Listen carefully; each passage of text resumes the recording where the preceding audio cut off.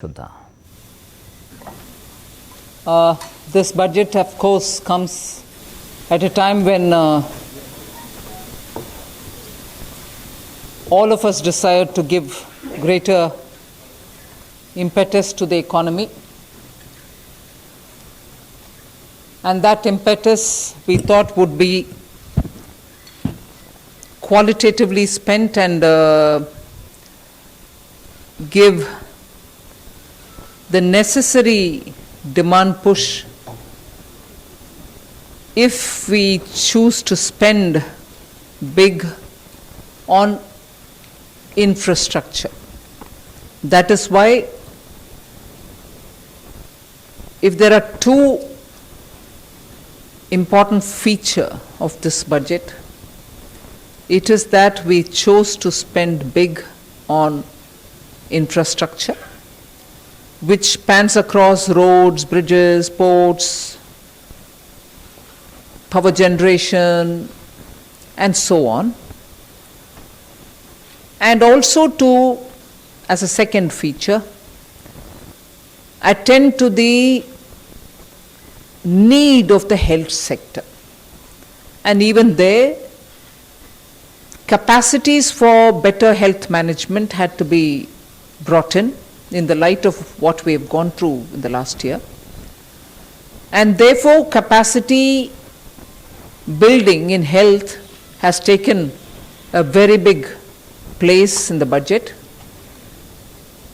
I've just given a probably just a feeler on what capacities we are talking about, whether it is establishing of labs, whether it is establishing of National Institute of Virology, or whether it is looking at the blocks where you need critical care centers, or whether you're looking at testing labs. Let's just remind ourselves that when the lockdown happened, we had probably just a few, two, if I'm right, 2 or 3 testing labs in this country. During the lockdown, that number was increased to a couple of hundred. Now, therefore, one of the things that we've aimed here is testing labs, Institute of Virology, aspirational districts having better health care. So, infrastructure spend for health has gone down to the level of planning for the block level requirements, aspirational district level requirements, state level requirements, and national institute level requirements. So 2 features, when I said, are one in general spending on infrastructure, for which there is a 37% increase in the budget. 5,45,000 crores is what we are giving for this year. And health, it was also something which received something like 94,000 crores in BE of this year, has gone to 223 lakh crores. So you find big numbers in health, big numbers in infrastructure. But this doesn't really mean that we've ignored agriculture, where there too we have placed emphasis. I've increased, as I read it out in the budget, the allocation for NABARD for being able to send more credit through to the farmers. Agricultural infrastructure development cess is something which we are bringing in without on any one single item wherein we are putting the cess, the end consumer paying more than what he is paying today. It is just a restructuring we've done, for instance, of the basic customs duty, where it was, let us say, 12%, we brought it down to 7% and added possibly only 3% on the infrastructure development cess. End of the day, the consumer has ended up paying that much only or less. In no category has he ended up paying more after the agricultural infrastructure development cess. That we have done only because we wanted to be sure that in order to improve agricultural infrastructure, we have a dedicated amount coming out of the budget, rather than that going into the consolidated fund. It might still go, but we know what has got to be used for agricultural infrastructure. So if these are the kinds of things broadly we've done, equally important is the reform that we're bringing in the financial sectors. Disinvestment to continue, LIC to have IPO, insurance sector to have more in terms of opening up for 74% for FDI. These are very clearly steps, progressive steps in financial sector. Other than that, one major cry of all the banks have been the NPAs, for which we have been repeatedly giving capital infusion. In order that the bank books are cleared and cleaned up, we have come with an announcement of a formulation through which the NPAs will be culled out of the bank's books based on some formulation, not any discretion there.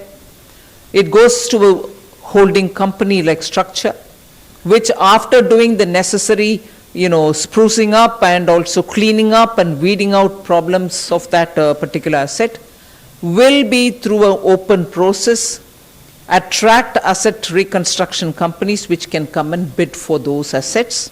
Even at that stage, after some haircut obviously, banks will get some money back to those NPAs for which they only kept provisioning for the NPA but didn't have the wherewithal to dispose them off legitimately. So we are giving that comfort to the banks. And also for funding the infrastructural requirements, a development finance institution is being brought in. All lessons learned from the IDBI, which started as a DFI but later went on to become a scheduled commercial bank like functioning and couldn't succeed at that, are taken on board. So this DFI, even as it comes with about a 20,000 crore given by the government, which with a little more every now and then added, will eventually be used for raising about 5 lakh crores in a matter of next 3, 4, 5 years, is a formulation where when the law gets passed on that, we will still have an opportunity for the private sector also to set up their own development finance institution. So this country is not going to be, the needs of this country are such that just one development financial institution which is set up by the government will be adequately meeting up with the demand requirements. No, and therefore we see a future for a DFI which is partly funded by the government and raises capital from the market, is also competing with private sector DFIs. Largely this much, but very quickly I'll move over to talking about how we have not lost the opportunity to clean up government's own books. I had started it in July 2019-20, continued it in February 20, and even now we have made accounts more transparent. Nothing is pushed under the carpet. You're showing clearly where's the money going. Money given to FCI is also brought on board.